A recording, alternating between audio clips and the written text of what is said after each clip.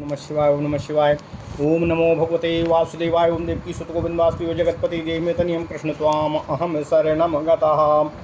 अथ श्री ब्रह्म वैवर्त पुराण द्वितीयो अध्याय विभिन्न लोकों की स्थिति तथा पर ब्रह्म निरूपण के अंतर्गत कृष्ण स्वरूप वर्णन। ओम नमः शिवाय। ओम नमः शिवाय। ओम नमः शिवाय। ओम नमो भगवते वासुदेवाय। ओम देवकी सुत गोविंदवासुदेव जगत्पति देहि में तनियम कृष्ण त्वाम अहम शरणम गतः। सौनकुवाच किम पूर्वं श्रुतं सौते परमाद्भुतदर्शनं सर्वं कथय संव्यस्य ब्रह्मखण्डमनुत्तमम्। ओम नमः शिवाय।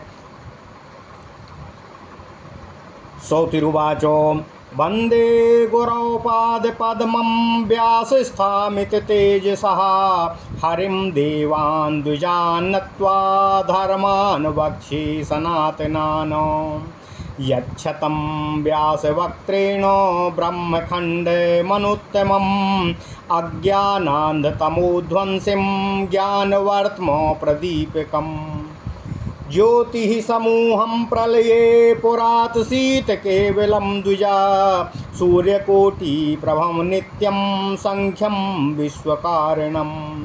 स्वेच्छामयस्य चाविभ्वो स्वेच्छामयस्य चाविभ्वोस्तज्ज्योतिरुज्ज्वलं महतो अज्योतिरभ्यन्तरे लोकत्रयमेव मनोहरम्।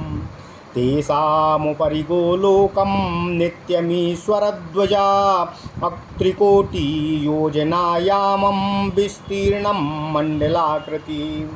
तेजः स्वरूपं सुमहद्रत्नभूमिमयं परम् अदृश्यं योगिभिः स्वप्ने दृश्यं गम्यं च वैष्णवे।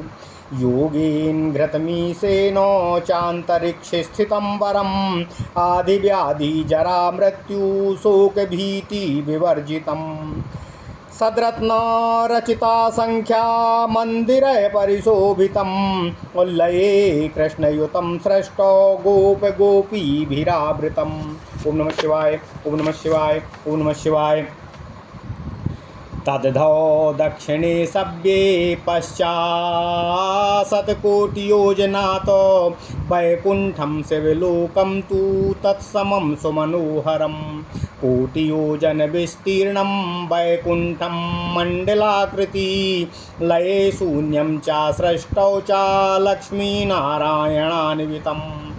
चतुर्भुज पार्षदैश्च जरामृत्यादिवर्जितं सव्ये च शिवलोकं च कोटियोजनविस्तृतं। लये शून्यं च सृष्टौ च सपार्षदो शिवान्वितं गोलोकाभ्यन्तरे ज्योतिरतीव सुमनोहरम्। परमाह्लादकं स्वात् परमानन्दकारकं ध्यायन्ति योगिनः शाश्वतयोगेन ज्ञानचक्षुषा।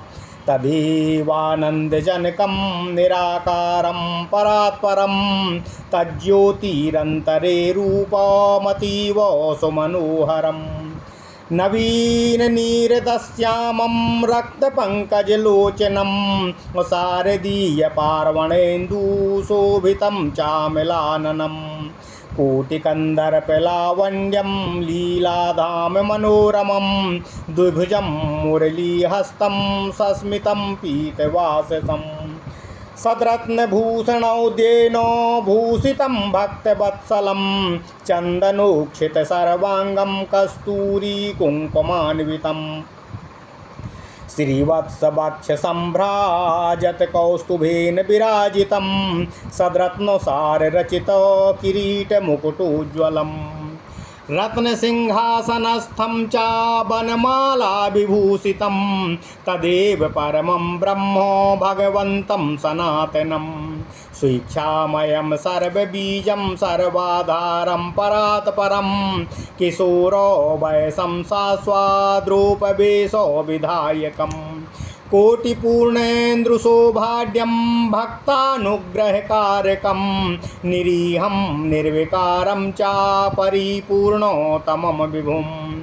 रासमंडल मध्यस्थम शांतं रामेश्वरम, रासमंडल मध्यस्थम शांतं रासेश्वरं वरम, मांगल्यम मांगलारहं च मंगलम मंगलप्रदम, परमानंद बीजं च सत्यमक्षरमव्ययं, सर्वसिद्धीश्वरं सर्वसिद्धिरूपं सिद्धिदम्, प्रकृति परमीशानं निर्गुणं नित्यविग्रहम्, आद्यं पुरुषमव्यक्तं पुरुहूतं पुरुष्टुतम्, सत्यं स्वतन्त्रमेकं च परमात्मस्वरूपकं, ध्यायन्ते वैष्णवाः शान्ताः शान्तं तत्परायणम्, एवं रूपं परं बिभ्रद् भगवानेकम् एव सः, दिग्भिश्च नभसा सार्धं शून्यं विश्वं ददर्शः। ओम नमः शिवाय, ओम नमः शिवाय, ओम नमः शिवाय। ओम नमो भगवते वासुदेवाय। ओम देवकी सुत गोविंद वासुदेव जगत्पते देहि मे तनयं, कृष्ण त्वाम अहम शरणं गतः। अथ श्रीमद् ब्रह्म वैवर्त पुराण द्वितीय अध्याय विभिन्न लोकों की स्थिति तथा परब्रह्म निरूपण के अंतर्गत कृष्ण स्वरूप वर्णन। ओम नमः शिवाय, ओम नमः शिवाय, ओम नमः शिवाय। सौनक मुनि कहते हैं, हे सूतपुत्र, हे सूत जी, आपके मुख से हमने अत्यंत अनिर्वचनीय प्रार्थित विषय का श्रवण किया है। आप अब कृपया इस उत्कृष्ट समग्र ब्रह्मांड का वर्णन हमसे करने की कृपा कीजिए। सूतपुत्र उग्रश्रवा जी कहते हैं, हे सौनक जी, अब मैं अमित तेजस्वी गुरु व्यासदेव जी की वंदना करता हूँ तथा भगवान श्रीहरि, देवगण तथा ब्राह्मणों को प्रणाम करके सनातन धर्म का वर्णन करने हेतु आपके सम्मुख प्रवृत्त हो रहा हूँ। मैंने व्यासदेव जी से जिस उत्तम ब्रह्मांड का वर्णन सुना है, उस प्रसंग को अज्ञानांधकार का विनाश तथा ज्ञान मार्ग का प्रदीप स्वरूप कहा गया है। हे सौनक जी, हे द्विज प्रवर, पूर्व में प्रलय काल में कोटि सूर्य तुल्य प्रभावशाली अनंत असंख्य विश्व का कारण अविनाशी ज्योतिपुंज ही विद्यमान था। स्वेच्छामय परमेश्वर की इस ज्योति में मनोहर लोकत्रय विलीन था। हे द्विज प्रवर, हे सौनक जी, इन लोकत्रय के ऊर्ध्वभाग में ईश्वर के समान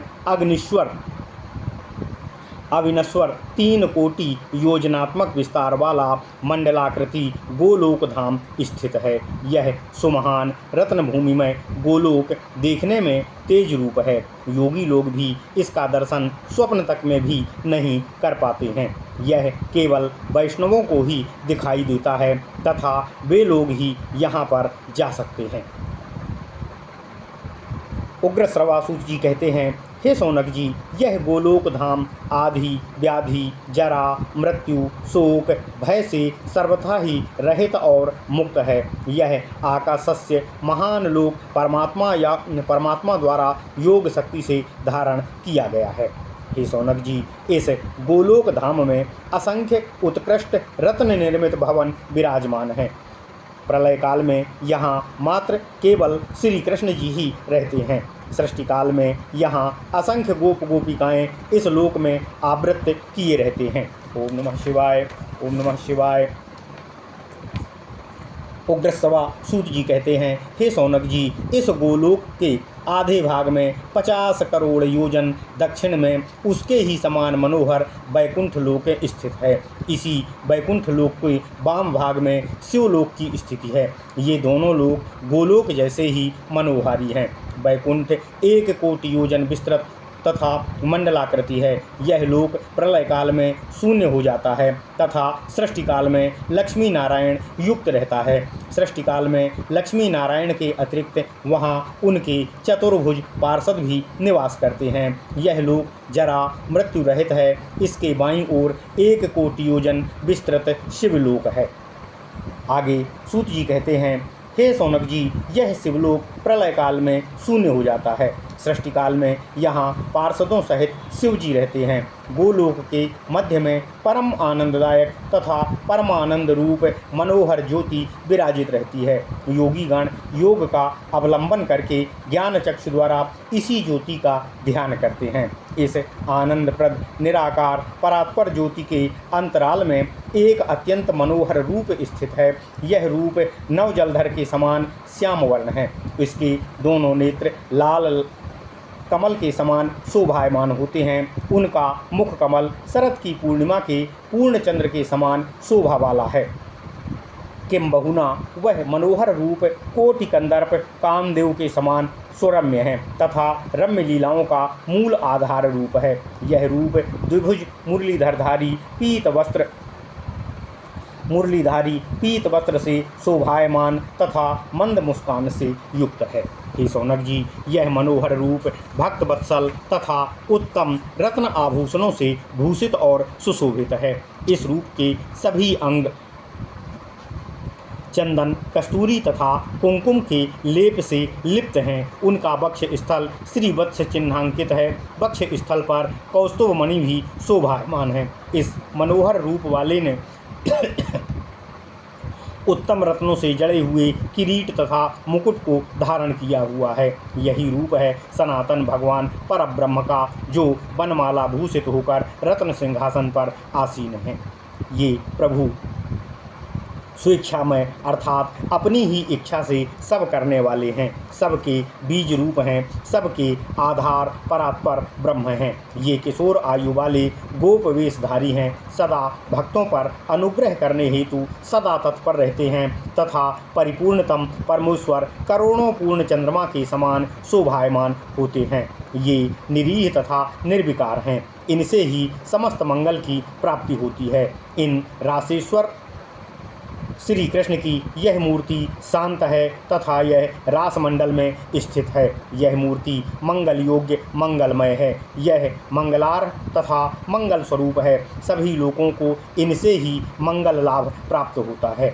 ये ही परमानंद के कारण तथा सिद्धि के प्रदाता हैं। ये सिद्धीश्वर, सत्य, अक्षय, अव्यय तथा सर्वसिद्ध रूप भी हैं। यही श्री कृष्ण निर्गुण नित्य विग्रह आदि पुरुष परमेश्वर अव्यक्त प्रकृति से परे तथा पुरुहूत एवं पुरुष्ठुत हैं। शौनक जी कहते हैं, शौनक जी से सूत जी कहते हैं, हे शौनक जी, ये सत्य, स्वतंत्र तथा परमात्मा स्वरूप हैं। शांत चित्त वैष्णवगण इनके ध्यान में सदा तल्लीन रहा करते हैं। ये शांत वैष्णवगण इन शांति मूर्ति को ही आराधना करते हैं। ऐसे रूप वाले अद्वितीय प्रभु ने उस प्रलय काल में समस्त दिशाओं को, गगन मंडल को तथा समस्त विश्व को सृष्टि के पूर्व शून्यमय देखा है। ओम नमः शिवाय। ओम नमो भगवते वासुदेवाय। ओम देवकी सुत गोविंदवासुदेव जगत्पते देहि में तनियम कृष्ण त्वाम अहम शरणं गतः। इति श्री ब्रह्मवैवर्ते पुराणे सौतिशौनिक संवादे ब्रह्मखंडे परब्रह्म निरूपणं नाम द्वितीयो अध्यायः। ओम नमः शिवाय। ओम नमः शिवाय। ओम नमः शिवाय।